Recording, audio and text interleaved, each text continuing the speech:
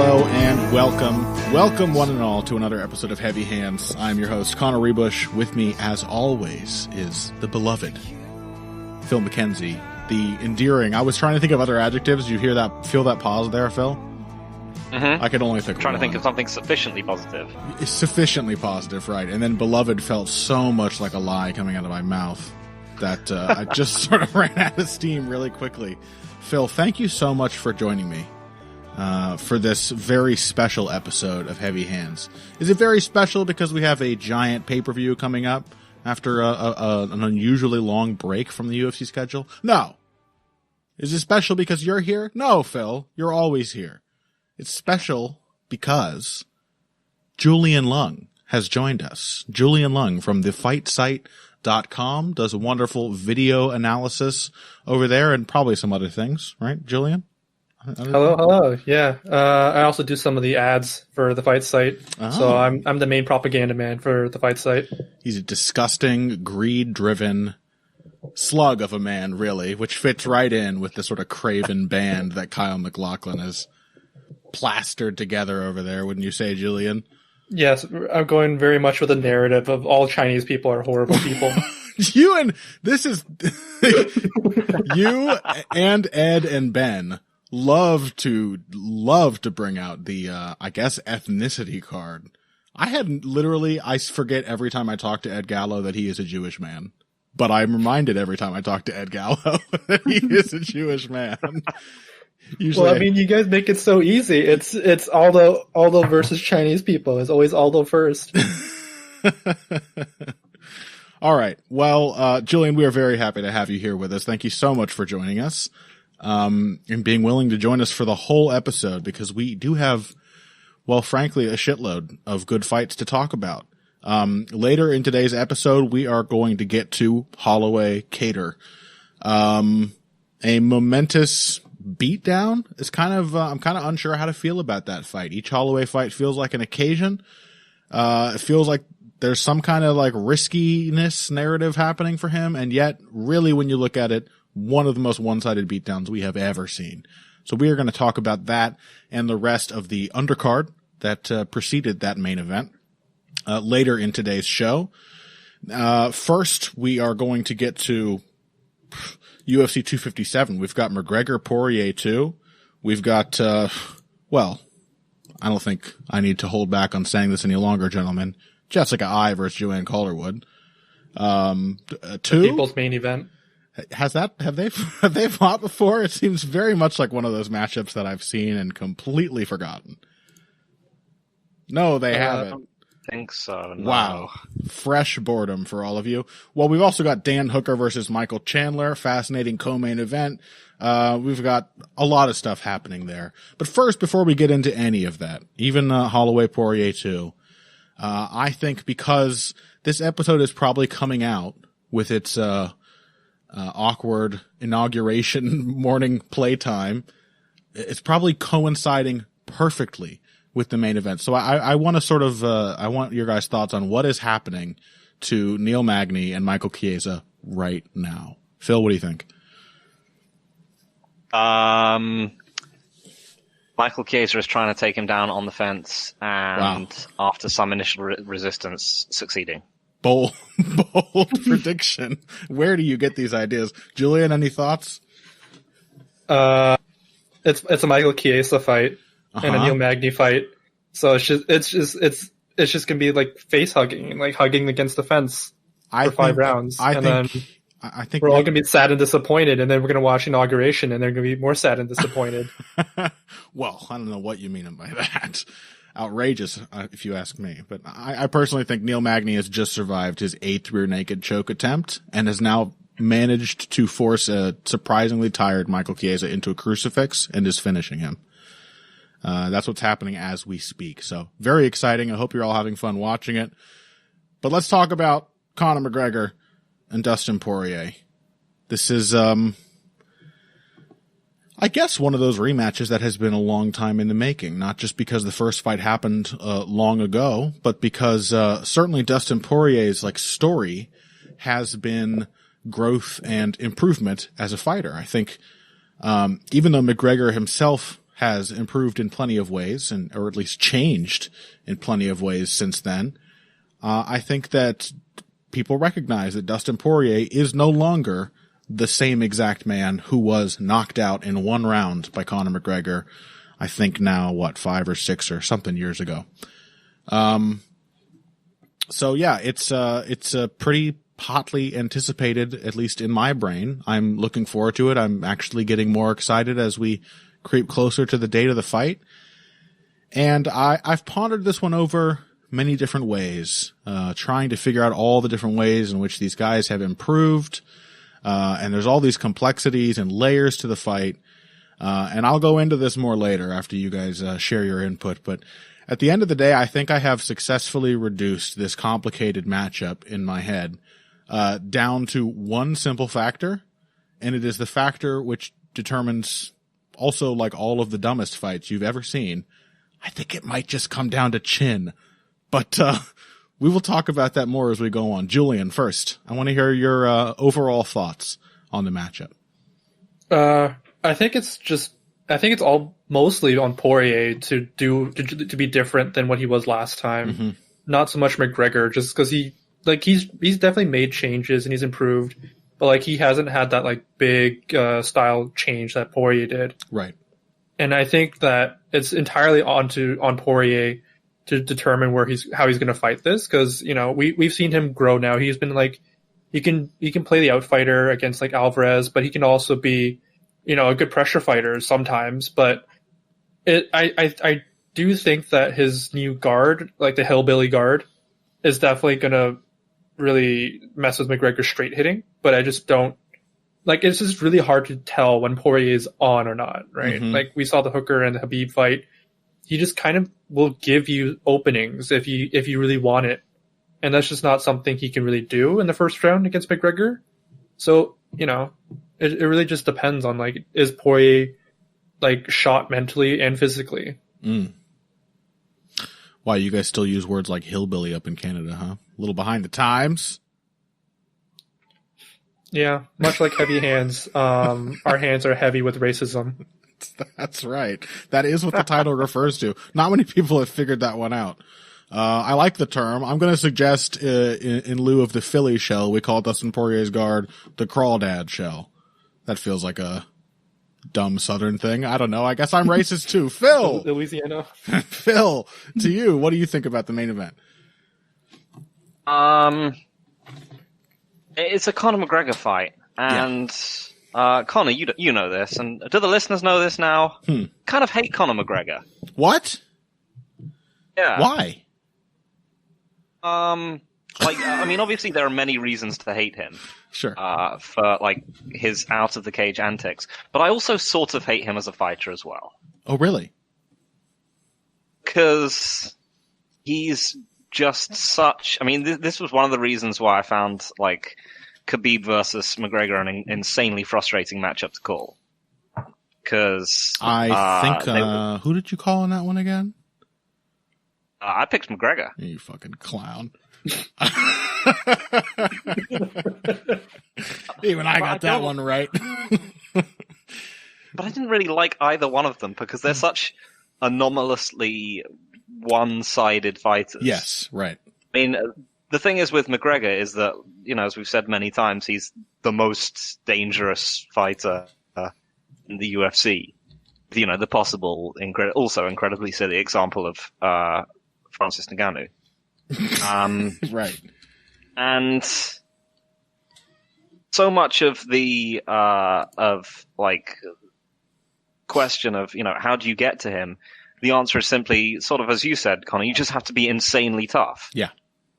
Like I feel like a lot of the shine has sort of come off the Nate Diaz wins, well, the Nate Diaz fights in general for me. In that I do feel like a lot of it was just simply durability. Like McGregor absolutely carved him up early, and then after that, Diaz was just kind of still there. Right. Think and a lot of it came down to the fact that another thing I've sort of stressed a bit in the modern UFC, like Nate Diaz's cardio is really not all that. Yeah, which meant that the fight was like, I think, much more even late than it would have been versus, many other like elite lightweights. Well, my most recent rewatch of their rematch, which was very recent indeed, I was really just struck by, the fact that McGregor, like when McGregor's not like psychologically freaked by the fact that he's getting tired, he can actually just sort of fight at a really efficient way, which he showed for the first time in that fight, and it was still to me, I think, quite impressive. There are definitely moments in that fight where he seems like the wheels are about to fall off and roll far, far away. And it just doesn't happen.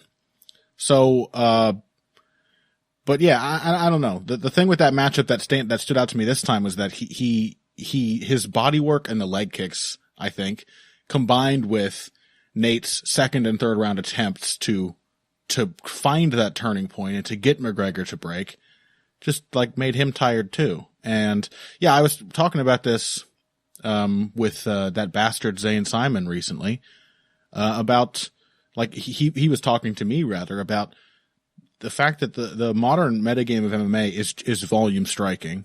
That's not an entirely new concept, but with Holloway Kattar just behind us having set yet another, I think that's the third time Holloway has set a total strike record in one of his fights. Mm-hmm. And it's clear that the game is like continually running in that direction, that we are just seeing higher and higher output fights. And even the guys who were early on that bandwagon, like the Diaz's, they have just been easily surpassed. So yeah, I totally agree with that. I also kind of agree that the really big thing in those fights was durability. That's sort of what my realization was, is like, McGregor tires himself out throwing his infamously potent first and second round punches. Especially if he sees himself hurting the opponent and goes for the finish. And then if he can't knock them out, like, McGregor can still be a good, shockingly efficient fighter later in the fight.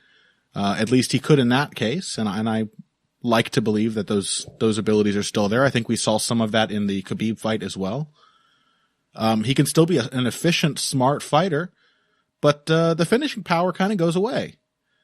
And so yeah, durability is the really, really big thing you need to have against McGregor. And I think it is a huge question if Dustin Poirier has it. And meanwhile, as we saw, like, this is a weird example, but like Poirier Holloway, durability was a factor there, or rather power was a factor, because Dustin Poirier is one of the few people who seems to hit about as hard as Conor McGregor, but he is durable. And I do think that is a really important, it's like really reductive and dumb, but at the end of the day, I think it is still somehow just the biggest question in like all McGregor fights. And certainly in this one. I don't know. So, how should we carve this one up, fellas?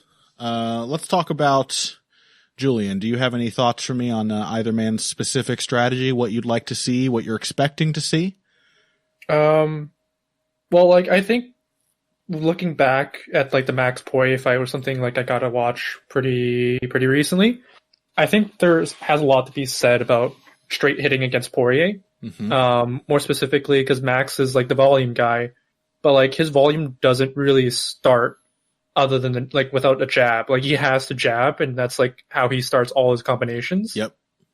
And that's just like, and when you're looking at the McGregor Poirier matchup, it's gonna be southpaw versus southpaw. I'm on the belief that Poirier's guard will actually can nullify McGregor's left hand. But then there's a part of me that thinks that there's no way Poirier can keep up like a good guard for 5 rounds, because Dustin Poirier can often just sort of be static and just stand there. And I can just see McGregor just looping his left hand just like the first time, because Poirier's guard is, well, really good against straight hitting. He can also be very static when he's guarding, and he falls into a rhythm of like, I'm going to get hit and then I'm going to throw back, which doesn't really work against McGregor. You wouldn't think so. I mean, this is a guy who's somehow, barely, but somehow succeeded in winning largely a blood and guts war with Justin Gaethje. So like that is one thing I don't know if do you guys think Dustin Poirier, Julian, do you think Dustin Poirier's durability has improved that much? Or do you think it is more a factor of comfort, experience, and defense? Because I agree with you. The offensively named, I have to stress, hillbilly guard, as you put it, was really effective in misdirecting the straight shots that Holloway needs to initiate his combinations. And a big part of that fight was Poirier consistently, even when he did get hit, just countering Max Holloway. So both his defense and his counterpunching were clearly on display there. Do you think that Poirier has also gotten tougher as he's gone up in weight? Or I don't know. Yeah, I think he's gotten a little bit tougher. I mean, like the weight cut was obviously like a big factor in featherweight. Yeah, and you can definitely see it. But like in terms of like chin, I don't necessarily think his chin has gotten like really, really good. I think he's just been more comfortable with like taking punishment because he knows his body will keep going and he knows he has the cardio to go 5 rounds. Yeah. Like definitely in the Hooker fight, he got hurt a lot. Like it wasn't a good fight for Poirier. Yeah. And he just kind of just ate knees and ate like really big right hands. And there's a lot of times where I was like, I thought that Poirier should have gone out, but like because he was just comfortable taking fire now that he was like, okay, I'm fine if I take 2 or 3 punches because I can always come back later on and come back with something more.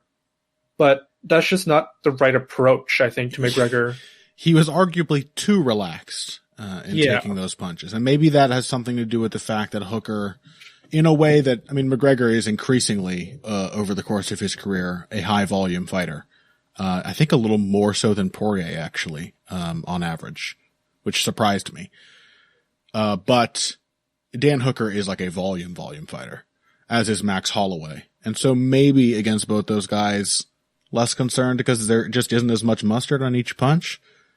But I was also reminded this latest rewatch of Poirier Holloway, which is still a horror that I would never like to see again, that Dustin Poirier gets dropped in the first round of that fight.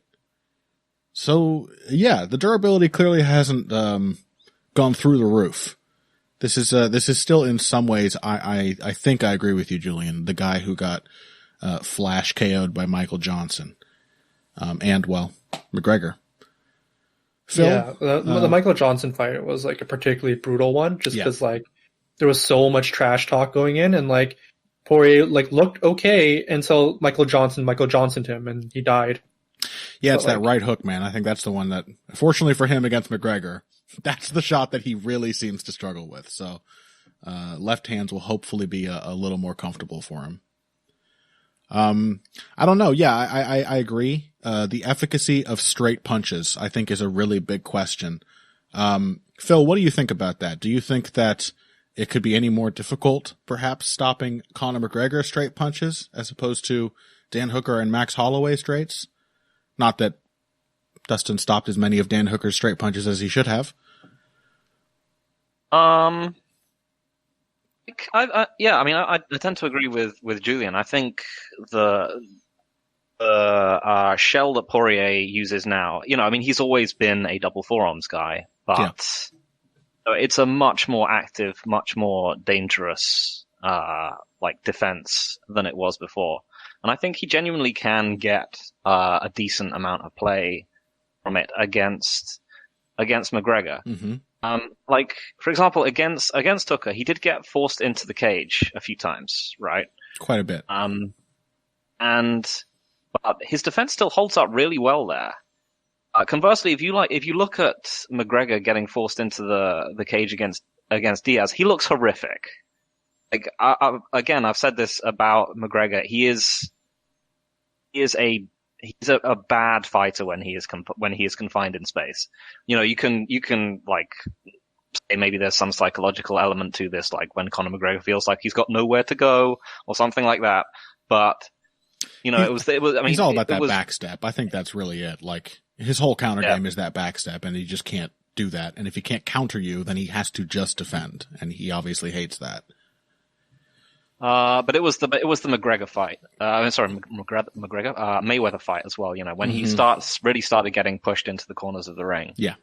was when he started to just absolutely freak out, and he just started trying to run away, much like he had to against Diaz in both fights. Yes. So I do think that, like, as you said, and you know, if McGregor is in the position where he's looping his shots around Poirier's guard,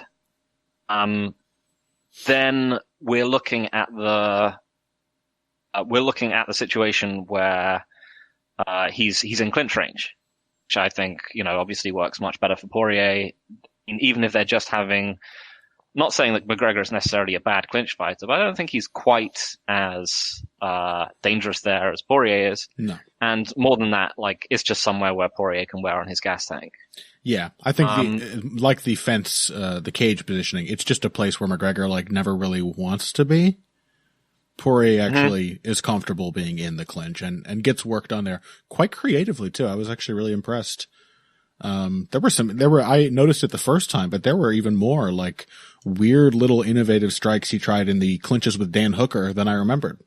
A lot of like short hammer fists and uppercuts and elbows from various angles and like elbow two punch combinations. Nice stuff. So yeah, I agree with you on that as well. Someone should do a big detailed breakdown of shoulder strikes versus hammer fists in the clinch. Julian? I think there's a video in that.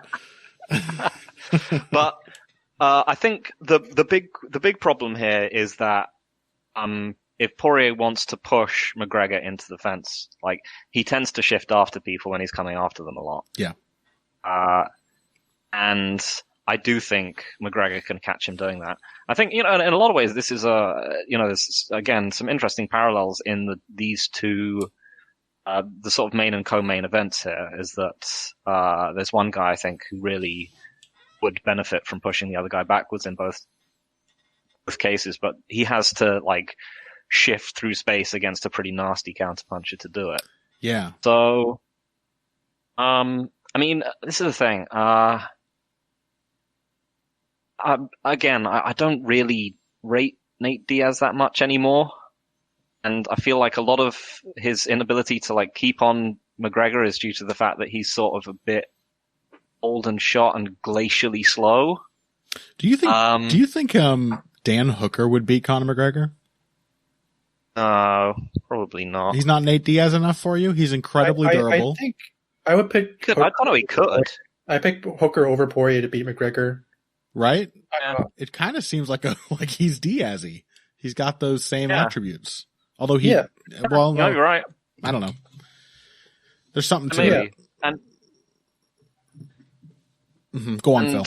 Yeah. Like, just to like add to what some people have said, the classic chorus that we get on Twitter and in the general MMA sphere every time we have a McGregor fight, you know, he's in the best shape of his career type thing. Oh my God, who cares? Do genuinely think Conor McGregor looks bigger and more muscular than he has previously. Sure. Why anyone thinks this is a good idea? Like, the main thing Conor McGregor needs is to be bigger and stronger and blow his wad faster. What?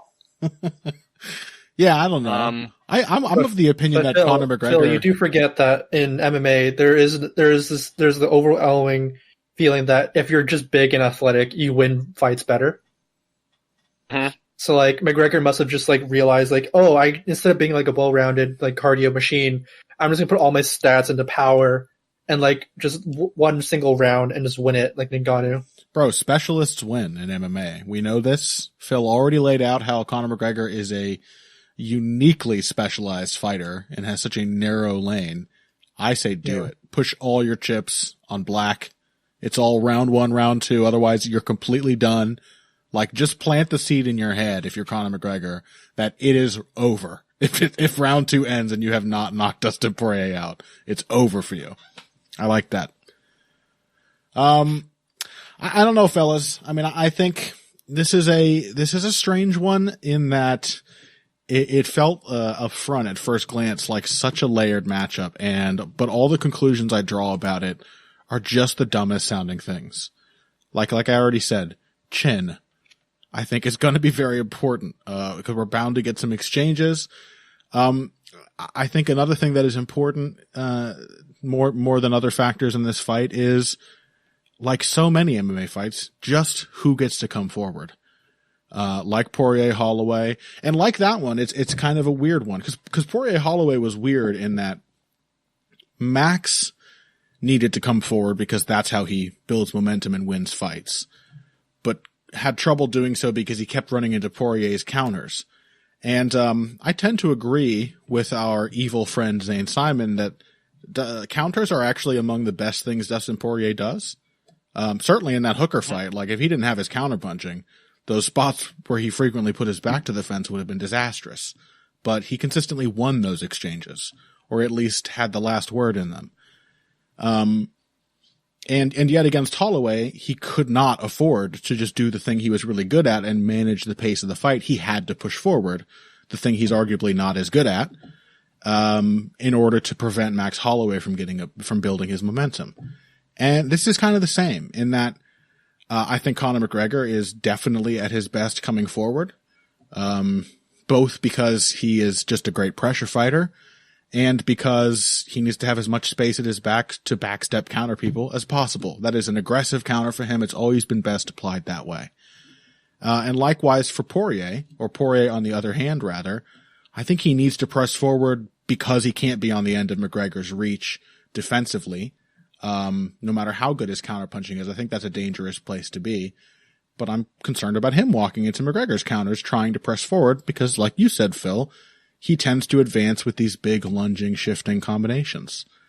And in a matchup like that, I don't know, like, just watch their first fight and see that McGregor backs Poirier up, comes in with his big, overreaching, lunging left hand, and gets countered, and has to back off. And then they exchange in the middle of the octagon, and Dustin Poirier once again lands the better shot, it appears.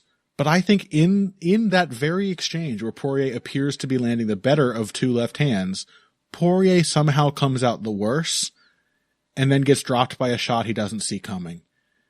And if you're going to get hurt early by Max Holloway, you don't want to get hurt early by the guy who only does that, who only hurts people in the first round and frequently finishes them afterwards too. Like McGregor knocks down almost everyone he fights. I think Paul Gift put his knockdown rate at like 1.16 or something, meaning slightly over one knockdown per fight, I believe. But the other side of that is that's about one knockdown per fight, which means like Anderson Silva, you don't usually get the chance to get knocked down twice by McGregor. He is a tremendously violent and accurate, decisive finisher. So I don't know. I'm going with Conor McGregor. I don't like it any more than you do, Phil. I can already feel the discontent coming off you in waves, but I think I'm picking Conor McGregor. Julian, what do you think? Let's hear a pick. I think I'm probably going to pick Poirier just because he's a better human being, and I generally pick with my feelings. Yeah, but like I'm prepared for like a major sadness hedge. Like I'm prepared to just be like heartbroken when he gets killed, and then McGregor gets another title fight, and then we're going to see like McGregor Diaz 3 for the title. And Nate's going to win. Nate's going to win this time. It's going to rule. Oh, yeah. But like I think Poirier. I think one of the questions we have to ask is like, did Poirier learn a lot from the Duffy fight? Because I do see some similarities. Yeah. In how he's going to approach this, because like in the Duffy fight, he came in and he was like, "Oh, I can probably just bang with him." Yeah. And then like after the first 2 minutes, he was like, "I can't bang with him. Like this isn't going to happen." But Duffy isn't that sort of like isn't the power puncher that McGregor is, right? He's also a hell of a lot easier to out wrestle when you decide that that's your plan B, which it always is for Poirier. Yeah, but I do think one of the better lessons that Poirier could have taken from that fight was like, if this guy's gonna, counter fight, this guy's a sharpshooter counter fight me, then I just might as well just shove him against the fence and like just get fucked up along the way. But he definitely did fuck up Duffy in the clinch, and I think that there's a lot to be said there. And I think that he has some pretty good ideas, and I think it just depends if Poirier has learned his lesson or not. I think that would be a great lesson to learn. Phil, your pick? Yeah, I mean, like Dustin, I like Dustin more having this as a close dance matchup. I think he's the more active, like, lead hand fighter. I think his jab is a better way for him to stay safe and close the distance. Mm-hmm. Like, McGregor isn't going to counter his jab with like a right hook or something. No. He's going to be able to like probe with the jab, shield from the left hand, that kind of thing. And between the two of them, Poirier is a way better, like more diverse builder off of the jab. Yeah. I think there are just a lot of places where Poirier is just the better fighter. I do think he is much better fighting off the cage. I think he can obviously last far longer. I mean, if you look at McGregor, McGregor Diaz and Poirier Holloway back to back, is just staggering the cardio differential. Gregor and Diaz are both pretty knackered by sort of 2/3 of the way through round 2. They have not been fighting at anything like the pace that Poirier and Holloway were. So yeah, I mean, I think there's a big chance Poirier can break McGregor if he just keeps on him. And well, if he just survives for 2 rounds. Yeah. If he can just stay with McGregor, but I just don't know if I can pick him to. Like, McGregor still has a rock for a chin. Yep. He's only been knocked down once. Khabib is the only guy. Yeah. And he puts himself at risk. He, takes big step-ins, shifts inside, and I think he's probably going to get clipped early. And we'll say one thing: in fights between elites, one of the most disappointing outcomes is always like an early finish. Just someone just gets knocked out almost instantly. It means we don't get to see anything. We don't get to learn anything. Always found it incredibly disappointing. Which is why it's the real reason you hate McGregor. That's at the core of all Another of it. reason. Yeah. Another reason. There is a caveat. Yeah. There are times when early finishes are okay, and that's when it's funny. Okay. So what are you calling here? Let's hear it. If Dustin Poirier instantly knocks Conor McGregor out, I will allow it. That's what I'm saying. All right.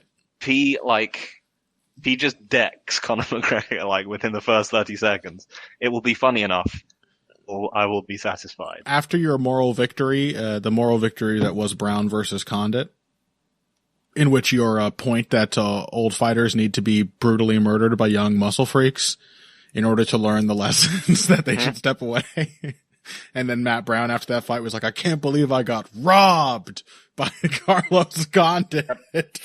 Okay, so you're probably feeling pretty good. That's why you're so boldly predicting this outcome. Can I add one more thing? I'm not predicting Poirier to knock Conor McGregor. Oh, right. I'm picking Poirier to get knocked out. You're preemptively forgiving it. You're giving an indulgence to Poirier for giving him. Yes, I'm giving him a pass. That's right. If he wants to, and I'm going to allow him, and I will be happy. Him to knock Conor McGregor out early, because it will upset Conor McGregor, B, upset all his obnoxious fans, it would be very and C, funny. Upset Dana White. It would be very intensely funny. I can't deny that. I know I was about to wrap it up by all appearances, but I'm the host, and I'm making an impromptu decision to add one more point that I think is worth considering. We've talked about Dustin Poirier getting better, and Conor McGregor. Is it possible that Dustin Poirier has now started to get worse, though? I do kind of wonder. Yeah. I think his shot selection was bad in the Dan Hooker fight. As nice as some of the ambient skills, like the calmness and the counterpunching and defense that sort of spring from that. Like, how is it not obvious that this is the time to do all that body punching you do so well? That you did so well against Justin Gaethje, and yet he's just swinging at Dan Hooker's head over and over. It's like Edson Barboza finished this dude because he hit his body. And Dustin Poirier couldn't finish him because he wouldn't hit his body enough. It was a lot of just dumb, crude swinging from Dustin Poirier. So I don't know. One would think that if he had another, at least one more really sharp performance in him, this would be the thing that would bring it out. But who knows? Maybe it's the Khabib fight and it makes him nervous and then he fights really shitty. I don't know. Just a possibility to put out there. Dustin Poirier may in fact be getting worse. Then again, Conor McGregor has been doing cocaine for 3 years straight. So who can say what his condition is like? We'll find out this weekend. Before that, let's take a break. When we come back, we are going to get into some UFC 257 undercard fights. Dan Hooker, the aforementioned, is taking on Michael Chandler in the co-main event. And there's other stuff here that is almost certainly going to end up as a part of a bonus episode on the Heavy Hands Patreon. So if you want to hear more about both UFC 257 and Holloway versus Kattar's undercards, then make sure you check out the Patreon this week. Anyway, we'll be back with Hooker versus Chandler after this. Hey everybody, thanks for listening to this week's Heavy Hands. If you like what you hear, please consider pledging to support the podcast on Patreon. Patreon is basically continuous crowdfunding. You sign up to contribute a certain amount per month to help us with production costs and the like, and in return you get rewards ranging from a mention on the Heavy Hands website to a question or topic of your choice being discussed on the show. We have a lot more in the works to reward you for your help, and we appreciate every contribution. No amount is too small. Just head over to patreon.com and find how you can help out, the only show dedicated to the finer points of face punching. Now let's get back to it. And welcome back to Heavy Hands. We are moving on down the UFC 257 lineup, which brings us right to the co-main event, the aforementioned Dan Hooker versus Michael Chandler. Phil, I'm going to ask you to lead us into this one. Give me a rundown on this matchup. I feel like this is a fight between two guys that are weirdly underrated. Yeah. Or maybe like not given their due. Not properly appreciated. Yeah. Because I mean, these are bona fide guaranteed action fighters. Mm-hmm. Yet for some reason they don't get the kind of love that like an Eddie Alvarez say would, or a Tony Ferguson or anyone like that. I'm not sure whether it's a like in Chandler's case it's a fighting outside the UFC thing. There is always, I think, a tendency for people to be little unfairly looked down on when they come to the UFC. I remember this happened with Eddie Alvarez. People either overrate or underrate out like beyond the UFC fighters. Like either you're a nerd who follows Japanese MMA, and you think they're like way better, even the ones who are clearly worse, or you're a cool racist like Luke Thomas's co-host. You definitely don't watch Japanese MMA, and you think Michael Chandler's a chump for being Bellator champ. Yeah, that does seem to be pretty much the way it goes. So yeah, like Michael Chandler, a lot of people seem to be weirdly like rooting for him to fail in the UFC, which is strange to me because he's like I said, he's put on consistently incredibly thrilling fights for years and years and years. Yeah. He's been in Fight of the Year contenders, Fights of the Year. I think probably I would have put. I think his second fight against his first or second fight was against Alvarez was Fight of the Year for me. His first fight was the short one that was nonetheless, I think, more consistently insane. And that was in 2011, and he's been doing shit like that since. And you're right. People just, I do have this feeling like people are ready to have him proven wrong or something. Like I guess people had the same feeling about Gaethje before he got to the UFC. There's just this weird insecurity that pervades the more casual corners of the UFC fan base. But I don't get it because Chandler, like, he seems pretty cool, and his fights are almost all very exciting. He's like a crazy athletic muscle freak who can do lots of stuff. What's not to like? I've always liked him. Yeah. And, on the other hand, we have Dan Hooker with his, whatever it is, presumably still in the high 80s to low 90s finishing rate. Yep. And, again, someone who is very hard to find a boring fight from. And it's also just like a super weird matchup because Chandler is, as you mentioned, a muscle freak. He's someone who's seems to have kept a tight grip onto a style which looked like it would age incredibly badly for many years, in a very impressive way. Regardless of whether you're like, oh, these people must be using supplements to keep them younger for longer. They all are. Everyone but Nate Diaz. We agreed years ago. And like, even if you are, you're just going to pick up injuries and stuff. Michael Chandler's longevity with his style is remarkable. And and then you've got Dan Hooker, but despite being a muscle freak, Chandler is like, he's a pretty short, stocky lightweight. And then you've got Dan Hooker, who is very much now a tall man fighter.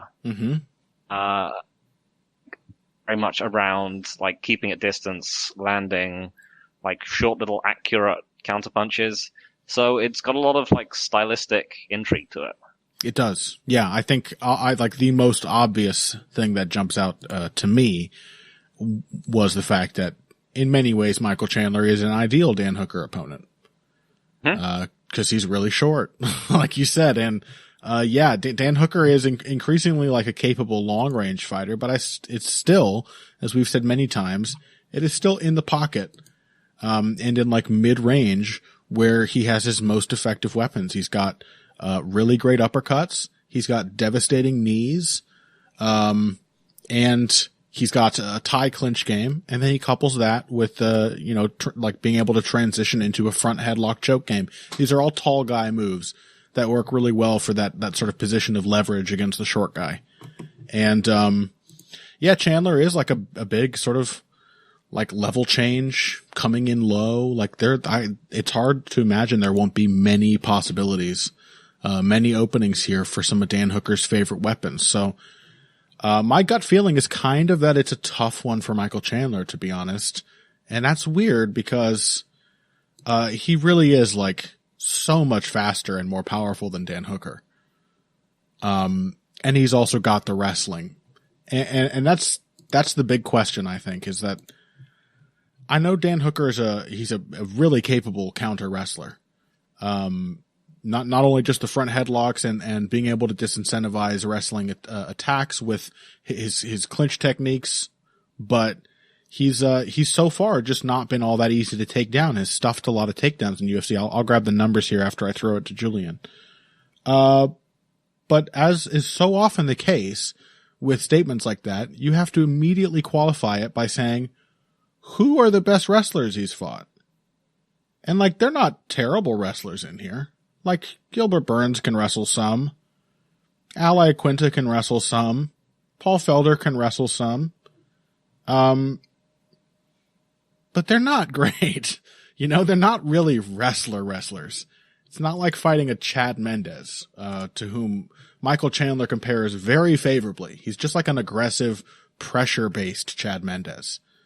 And so that's the thing is Dan Hooker being put on the back foot seems likely because Michael Chandler is a really insistent pressure fighter most of the time.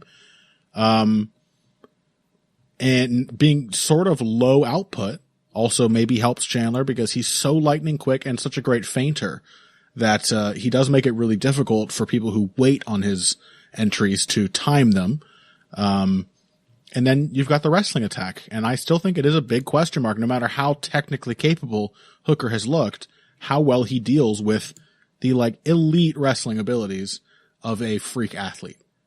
So Julian, I don't know, any thoughts on that or thoughts on the matchup overall? I think I've always struggled to watch a lot of Bellator. So like I did watch Chandler a couple times live, but like, especially now that John McCarthy is on commentary, it's somehow more unbearable to watch than ever. Oh yeah. Yeah. And like, I think I actually went and did some research on Chandler before this matchup, just because I was like, I know everybody talks about him, but I never had a chance to really watch his fights. I sort of went through it all and I'm like, yeah, I think he is certainly underrated, but I think he's also just not a good matchup for Hooker. I think Hooker is kind of built to kind of really mess him up.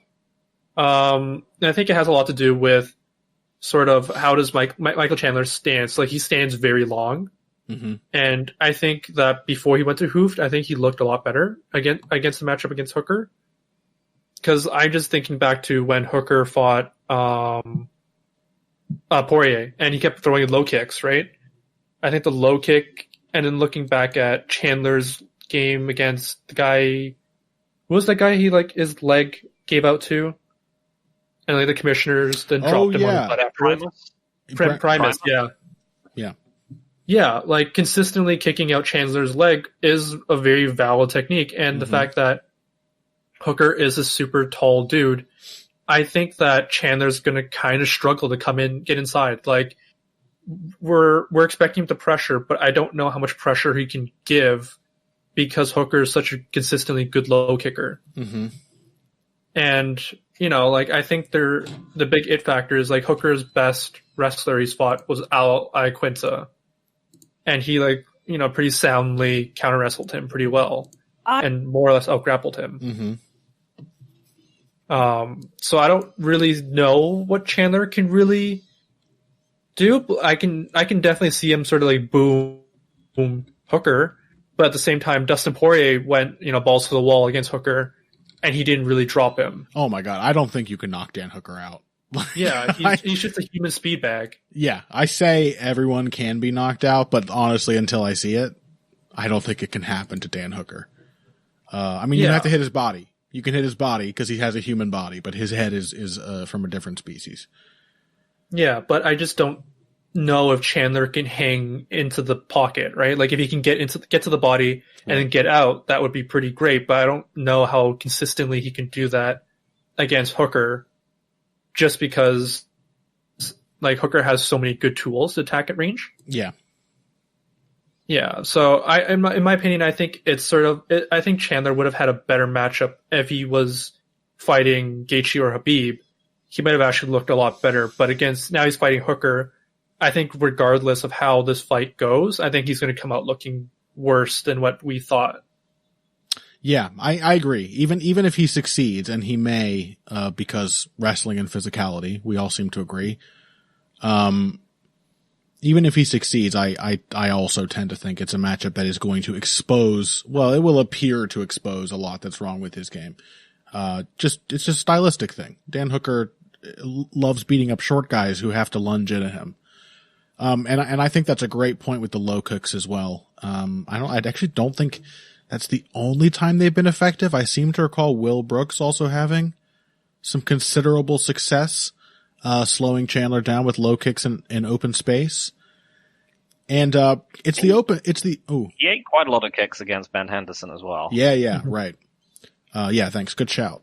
I think the other thing is that something I admire about Chandler's style, which I mentioned before, is that he's like a very, thoughtful muscle freak. He knows he's got a crazy explosive like penetration step, either for a shot or a strike. And yet he also knows that the more times an opponent gets to see it, the more capable they will become of timing him. So he's a really good feinter, and makes his he plays a pretty low volume style that sort of, because of the low volume, can be difficult to time. So maybe that keeps him safe from some of Dan Hooker's counters. But it doesn't keep him safe from Dan Hooker's low kicks and jabs and body kicks and all of that stuff.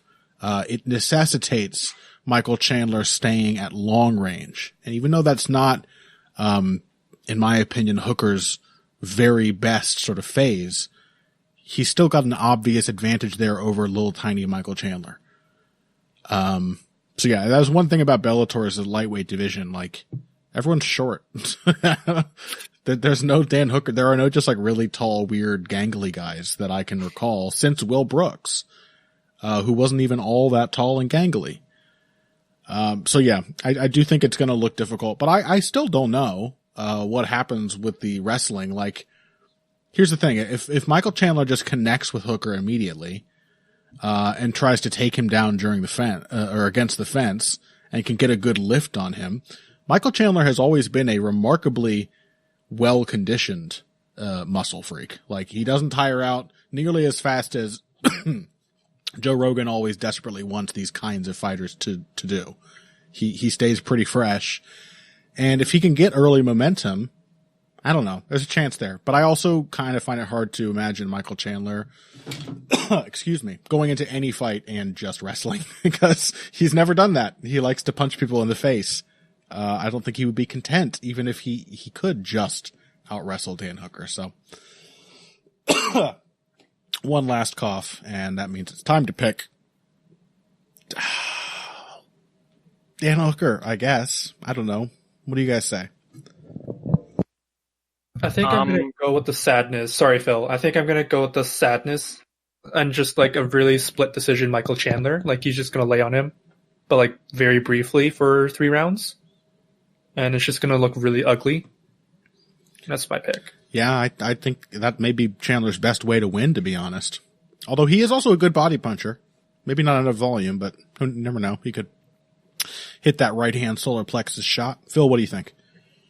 I mean, I think he has gotten better at pressuring. I think he specifically worked on that a lot for the Ben Henderson rematch. Mm-hmm.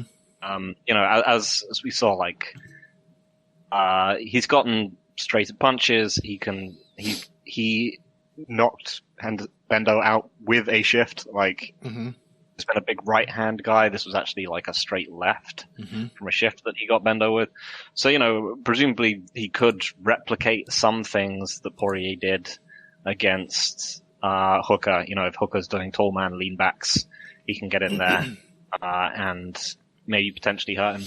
Yeah, I think the cardio is probably the big edge. Chandler has mentioned this himself when he was breaking down the lightweights. He said, basically, like, he has a very, like, candid assessment of Hooker. He said, tall guy, knees, uppercuts, difficult to change levels on, but he thinks that he has a scramble-based ground game and he doesn't rate his gas tank. He thinks that he basically said he thinks he should hold him down and wrestle him. Well, that makes me want to change my pick. Yeah, I mean, it was genuinely like, I was like, wow, he does have like a really good mind for this stuff. Yeah. I still think it's a tough matchup. I mean, the thing that it reminds me of is honestly when they brought Alvarez into the UFC and they booked him against Donald Cerrone. Yeah. Like, all the many things Eddie Alvarez is good at, like closing distance on people is not necessarily one of them. Yep. And Chandler is better at that, but he's not a safe or he's not a safe pressure fighter. He's not he definitely relies on scaring people a lot to pressure them. Yes. And Hooker does not scare. Yeah. That's one of the things that makes him such an effective counterpunch. As we mentioned, I think probably still one of the most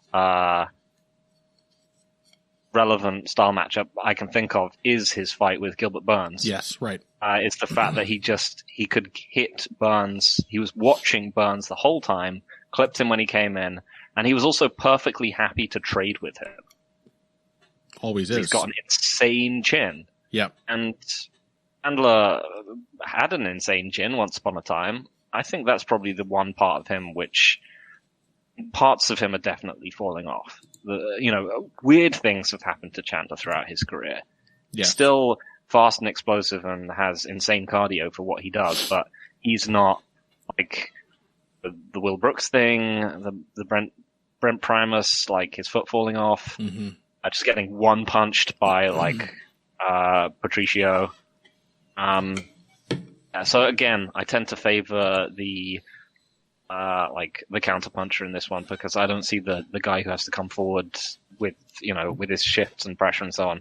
I don't see quite how he does it safely, and even if he does it, he's at a chin differential. Okay, so you are picking Dan Hooker. Dan Hooker.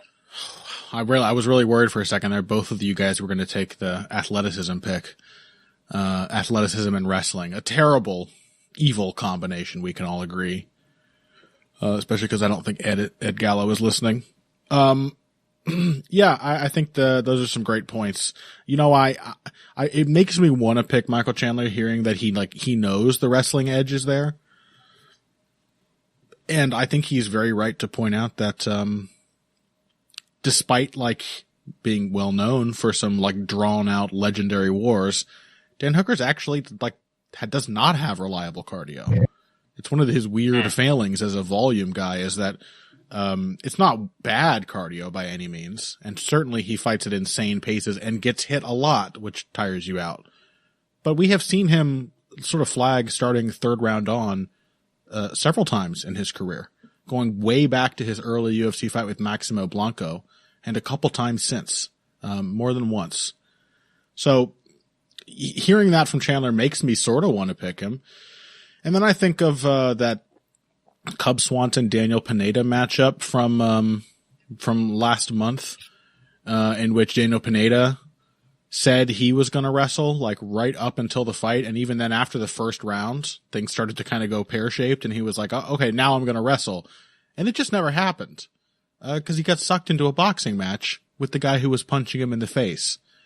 And that's what's going to happen here, I think. I think Dan Hooker has a perfect dumb guys, pared down version of the classic Machida counterpunchers setup, where instead of just tapping you and annoying you, with a points victory so that you have to come in, he actually snaps your head back with jabs and buckles your legs with hard kicks. You have to come in and commit, in order to not get hurt by Dan Hooker at range. And that's when he really, really hurts you. So I see that happening. It's also worth noting that it's one thing to know what a game plan is. It's another thing to exercise it if it's somewhat outside your core competencies and what you're happy with. Right.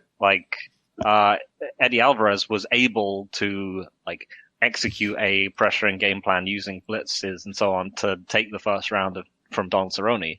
But then he was just you know what? I really don't do, he just doesn't do that stuff particularly well. It just peeled off and then he got chewed up for the rest of the fight. He reverted. Even fighters as great as Max Holloway, who brought a bunch of new ideas into the Volkanovski rematch and then somewhat, less than I think I thought at the time. I believe I said that last week, but somewhat reverted to just sort of Holloway classic. Like everyone does. You can tack on new things, but once the exchanges start, the punches start flying and you've gotten hurt a little bit and your adrenaline is coursing, you just kind of do what you've always done. So yeah, and I've never seen Chandler just out wrestle someone. I mean, he's famous for being the wrestler who came in and had an insane, unnecessary war with Eddie Alvarez. So yeah, he's going to get hurt at some point, I think. Okay. Let's take a break. One more, shall we? And when we come back, I think we are finally ready to move on to the fight that I think our wonderful guest, Julian, actually wanted to talk about in the first place. Holloway. I've always wanted to talk about Juliana Pena versus Sarah McMahon. Yeah, you can't wait. Boy, the great thing about UFC cards is you can always make the same joke.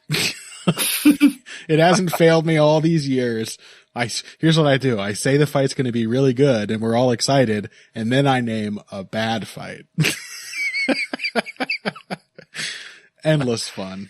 After this break, Holloway versus Kattar, and probably some other stuff from that card as well. Financial support is fantastic, but there are other, even easier ways to support Heavy Hands. Perhaps the best is by spreading the word. We know our fan base. You're all cool, popular people with serious social media presences. You're tastemakers and trendsetters. Okay, there are one or two of you that don't fit that description. You know who you are, but no matter what, you can always help us out by telling folks about the show. You can also give us a positive rating and review on iTunes and Stitcher, things like that. We rely on word of mouth and positive feedback to grow and improve, so thank you very much for your time and your help. Now, back to the show. All right, and welcome back, at last, to Heavy Hands. Segment number 3, and that means we're finally free. We're free from Conor McGregor's mystifying gaze, which is what I call Conor McGregor's fans.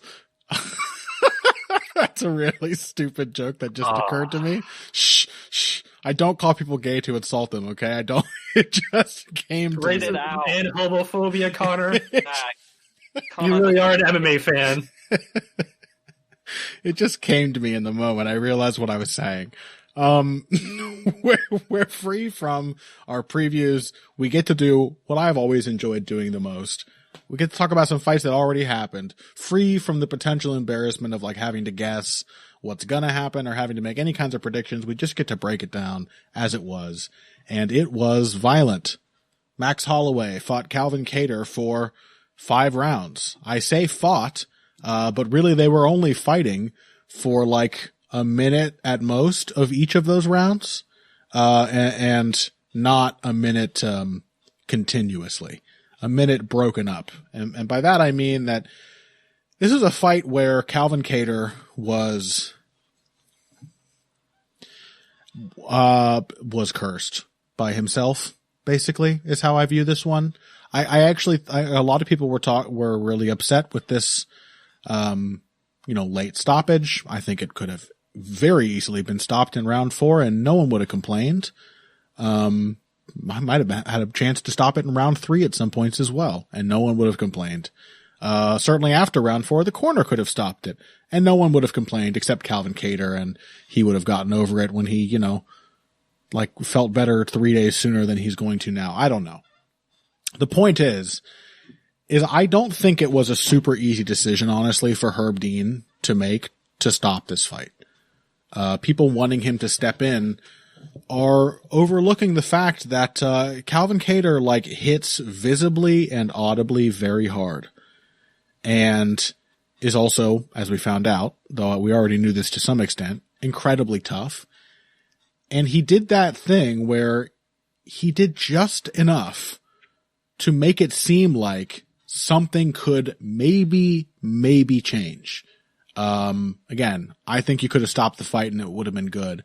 But Kattar, no matter how well Holloway did, Kattar kept cracking him hard with a clean shot once every 45 seconds or so. Sometimes a combination and he would land a couple. And so it just dragged on and just got worse and worse for Calvin Kattar. And that is an unfortunate shadow, I think, marring the fact that this was an incredible performance from Max Holloway, a man who continues to just sort of deepen what was already a game that, drowned people. So Max Holloway's incredible. Calvin Kattar's very tough. I wish we didn't find out how tough he was, but also I kind of get why it happened the way it did. And maybe it's Holloway's fault for not being enough of a power puncher. I don't know. What do you say, Julian Lung? Well, I think I'm really pleased to have been wrong. I thought this was going to be a closer fight than what it was. I thought initially because for the past recent fights, I was Holloway's been doing, he's been consistently being more thoughtful and less of a massive output guy. Mm-hmm. And I think that was just because I watched the 2 Volk fights back to back. And I thought he's just not going to have the same output. Yeah, Volkanovski turns out makes you very thoughtful, whether you want to be or not. Yeah, exactly that. And then I actually picked that Max will probably be a bit more thoughtful against Kattar and not just bum rush him. But I was very pleasantly, I guess, proven right to a degree, because I said that one of Kattar's biggest issues is body shots. He doesn't take body shots well at all. Yeah. And again, going back to taking turns, Kattar is absolutely the guy who likes to give and take turns. He likes to go shot for shot. That's usually his go-to. And he's very straight line. He either comes forward or he goes straight backwards. He doesn't really circle very well. So I thought if Max Holloway just replicated a more aggressive version of Burgos, he was probably going to have a bit of success. And, I was just pleasantly surprised when Max started going wide right to the body, and then following up afterwards, that Kattar just couldn't really put anything together because he was banking on Holloway giving him some space, but Holloway just didn't do it. Yeah. So. Yeah, hard to say any of that's wrong. Phil, anything to add to that? So we called out, I think, some of the key dynamics, which is that one of them, which is that Kattar is a slow-footed man, and I think a slower-footed man than he was when he first came to the UFC. And that's what I wanted to mention too. Yeah, really came back to bite him. And we've often talked about footwork as being separate from foot speed, and there is I think Ed actually said this on Twitter recently, which I think was a very good line. He was saying that like Rogan and the commentators tend to look on footwork as something like quantitative. If you do more of it, you are better. Yes. That's maybe one of the oldest complaining topics on this show. Yeah. the Frankie Edgar, Dominic Cruz footwork problem. We'll say one thing, that there is definitely something to be said. Being like, there is something genuinely, particularly in MMA, I think there is genuinely something to be said for just moving around a lot. Yeah. It does make it harder to line up attacks on people.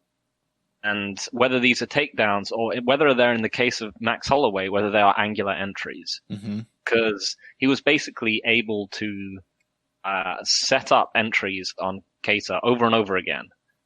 And Kattar would simply, would try and figure out when Holloway's entry was and try and counter it. And if he couldn't do that, he just put up the shell and then retreated either backwards or to his left. And Holloway would just chase him down, hit him with the aforementioned, like Julian mentioned, the aforementioned wide rights, and would like chew him up with combinations. And then they would go back, and then like it would have now be like 6-7 strikes behind. Yeah. Yeah, he was. I think this was sort of the dynamic that we called for the Ortega fight. Ortega was, then also just a much more foot slow fighter than I think he is. That is a lesson that he learned in that fight. And just kind of stand there and expect your opponent to come to you. He showed that in the zombie fight, that you need to move and not allow your opponent to be able to dictate the angles. I mean, even so, this was a surprising performance, an overperformance from Max and maybe an underperformance from Kattar. It's like, if you look back at like Jeremy Stevens, is the classic foot slow slugger at featherweight. He did way better than this. He got a really quite limp fight out of Max, actually. One of the few, like, not all that exciting fights of Max's entire career. Yeah, I think I honestly struggle to call it. Like, I do think Kattar has maybe put himself in a bad position for this fight in some ways with his UFC success. I do think he's become a little more foot and hand slow, which we mentioned last week. Like, I think he's basically, Calvin Kattar had like Jimmy Rivera. They both had really long pre-UFC careers in which they started out as like dynamite finishers because they both have good power. And then both of them like became really boring for a while they figured out how to win rounds and be good fighters. And then they got to the UFC and both of them like sort of started decking people again. And then Jimmy Rivera was like, no, I'm going to go back to being boring, which turns out is the better choice. If you're that guy and you invested all that time. Calvin Kattar, I think has leaned more into the power punching that started his MMA career, has become more and more of a knockout artist. I mean, that's just plain on paper that he just stopped knocking people out for like 3 years and then started doing it again when he got back to the UFC. And I think since that early fight with like Andre Fili, the UFC debut, we have seen him become a little less of like a clean jabs and 1-2s guy. And more of like a single shots, big counters, that kind of thing. So having said that, Calvin Kattar is a good counterpuncher. And, I think he would have very much liked to slow Max Holloway's roll. I think he would have very much liked to do exactly what Dustin Poirier did and just come up with an answer for every one of Max Holloway's jabs. And here's why I think it was more of an overperformance from Holloway than it was an underperformance from Kattar. This is one of many reasons anyway. Holloway learned from his last few fights. He's been doing this more and more since the Poirier fight. There's a lot more level changes in Max Holloway's game now. Which I love to see. Still not as much as I would like. I would love to see Max Holloway bend his knees while retreating. Or stop retreating and dip under a shot. The left hook, the man loves to get hit by left hooks as he's backing up. He just loves it. He's addicted. But coming forward, he is now really, really apt to use his jab to set up a dip or a duck.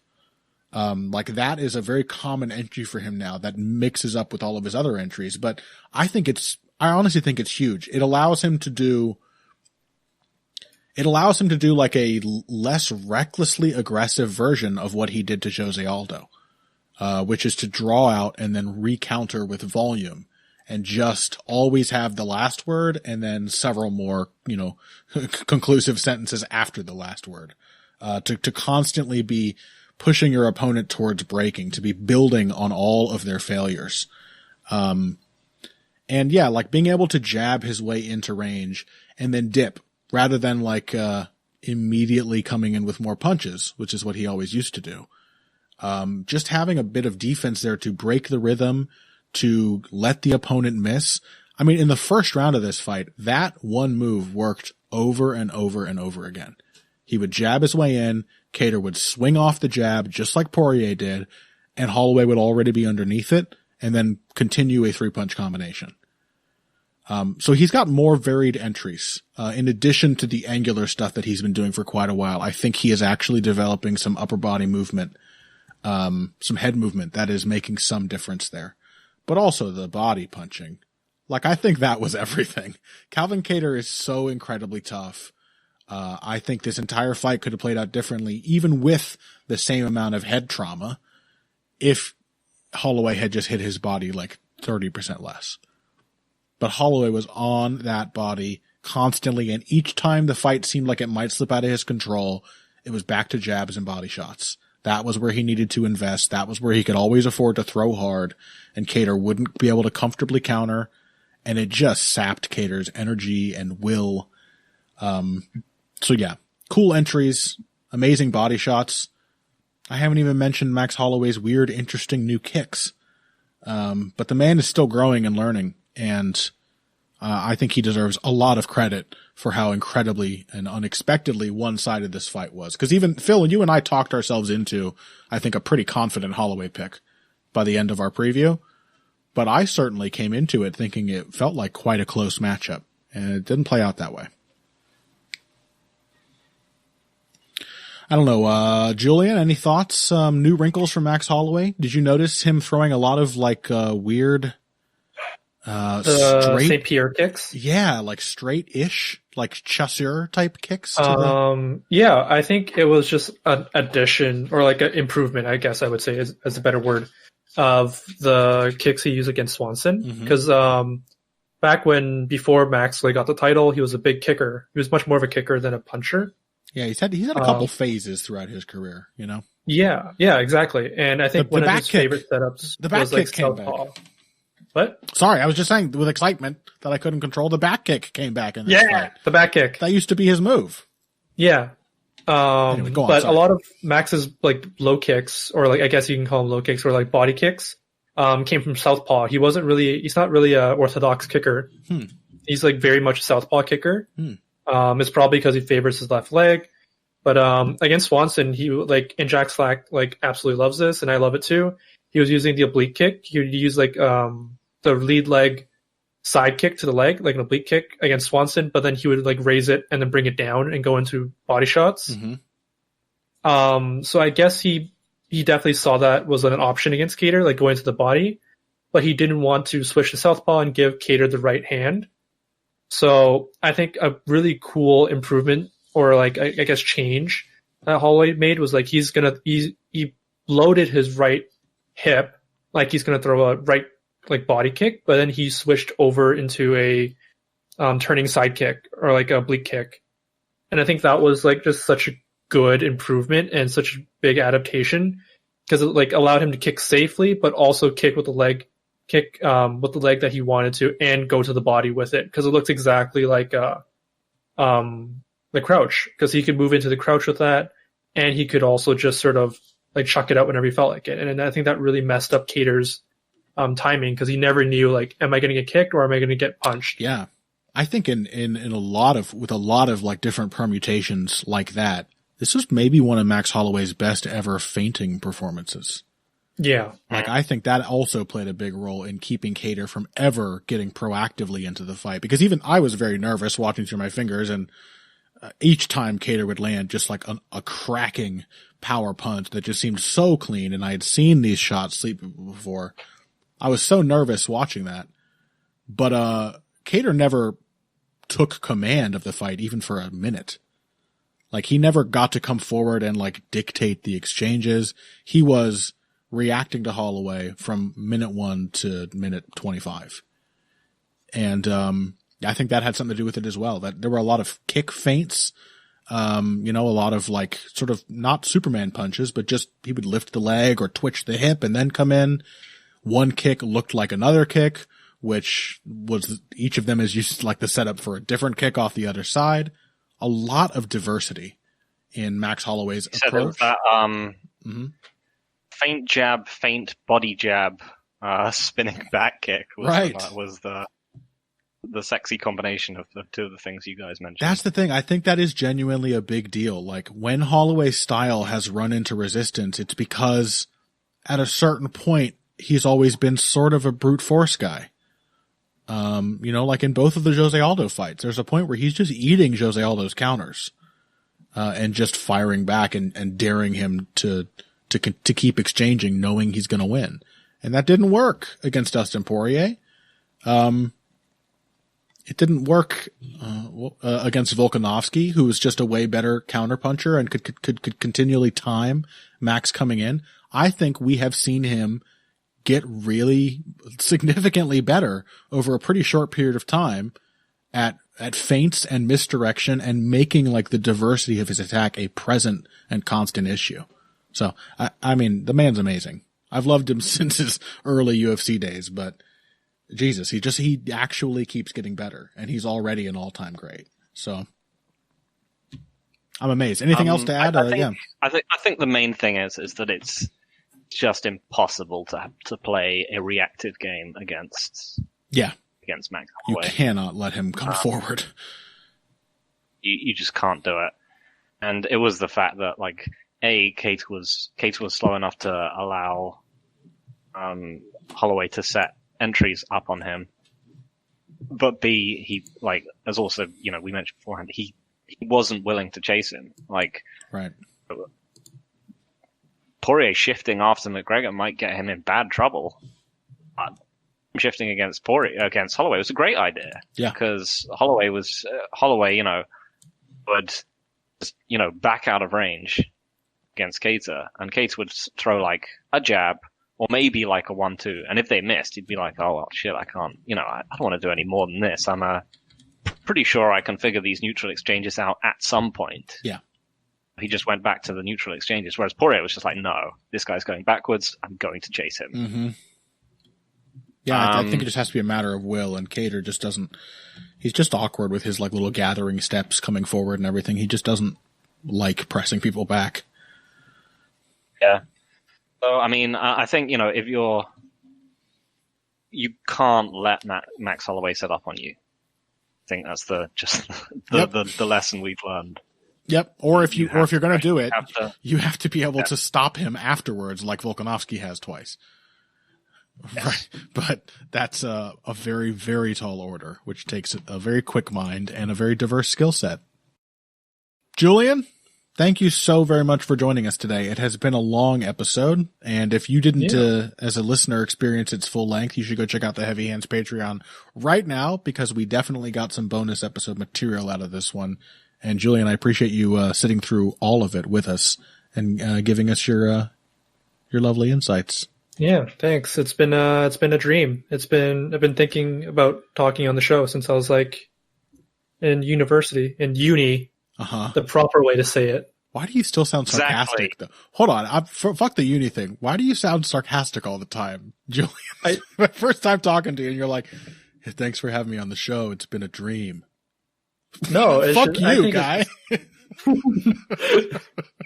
I think it's being part of the fight site for so long. They have knocked all of the geniality out of you. Yeah, no. For the longest time, I was like, Ben Rothwell is cool. He looks like he does cool things. Like he reminds me, he does some things like George Foreman does. Yeah, or not George Foreman. Yeah, George Foreman. Yeah, sure. And then Ryan makes like a whole tweet. It was like, oh, I'm special because I like Ben Rothwell. God. And now whenever I think about Ben Rothwell, I think about Ryan. Look what they've done to beautiful Julian. You know, he showed up like Annie, you know, like walking into New York. He was just overjoyed with all the opportunities he could get in this country. And these fucking scooter kids just forced him to put up just a 3-inch thick shell of irony for the rest of his life. Oh, it's okay. The only things you should like are ironically boring Brazilian counterpunchers. Yep. Or Muay Thai fighters that no one's heard of. Yeah. Yeah, Ryan's tastes are definitely mainstream acceptable. You're detecting the sarcasm may just be you getting old, Connor. It might just be like the like that Simpsons scene where they're like, you know, you being sarcastic, dude. I don't even know anymore. Yeah, I think that's right. I've lost step with the particular shade of irony that these. Connor's just Chevy Chase now. Yep. All right, I'll take it. I guess there's worse guys to be, I guess. All right. Well, really, thank you, Julian, truly. And I'm being very sincere, and I hope you can tell by the tone of my voice that I appreciate you coming on and joining us. It was a pleasure. Yeah, thanks, man. It's been, I'm really glad we got to do this. Yeah, me too. Really excited. Me too. Could you let the people listening know if you have anything particular to plug? I know I've seen quite a few of your video breakdowns, I think, on the Fight Site YouTube channel, but anything recent or upcoming? Upcoming. Definitely going to have a Edgar Sandhagen breakdown coming up. Cool. For the February 6th card. Check out most of our other videos on the Fight Site. Give us some likes. All likes actually really brings us up in the algorithm, and it really helps us out. But yeah, that's what I got. Awesome. Phil, what about you? Anything to plug? Not at the moment. I'm going to be traveling soon, so I'm currently just busy figuring out coronavirus travel logistics, which are extremely fun. Wonderful. All right. Well, good luck with that. As for me, last week I put out a little sort of op-ed piece on Holloway, Kattar. If you still want to read it, it might still be interesting. It's really just some thoughts on the two very different career paths that these men took to get to this main event. Maybe more of a tragic tone to it now that you saw the way it played out for one of those two paths. Otherwise, I will be coming out with a McGregor Poirier 2 breakdown this week. I think it's going to be a technique breakdown. Not 100% sure what it's going to be about yet, but it will be on bloodyelbow.com. I've been commissioned, and that's the only time I feel comfortable putting it out there that I'm working on something before it's actually done. So, bloodyelbow.com for that. Heavy Hands Patreon. Check out the bonus episode. A bunch more UFC 257 and Holloway Kattar undercard shit will be covered on that bonus episode, and that should be up already by the time you're hearing this. Otherwise, thank you all so much for listening. Another big thanks to our guest and my lovely, intrepid co-host. And Julian, actually, I'm very unprofessional. I don't have your Twitter handle up. What is your Twitter handle? It's the most egotistical Twitter handle possible. It's at the Julian Lawn. That is actually also the Zane Simon's Twitter handle. So you're in good, pretentious company there. I hope you're happy with yourself. Find him there. Find Phil at Evil Greg Jackson. Find me at Boxing Bush, BUSCH. And until next time, thank you all for listening. If you came here today for the finer points of Facebook, you came to the right place. This has been Heavy Hands.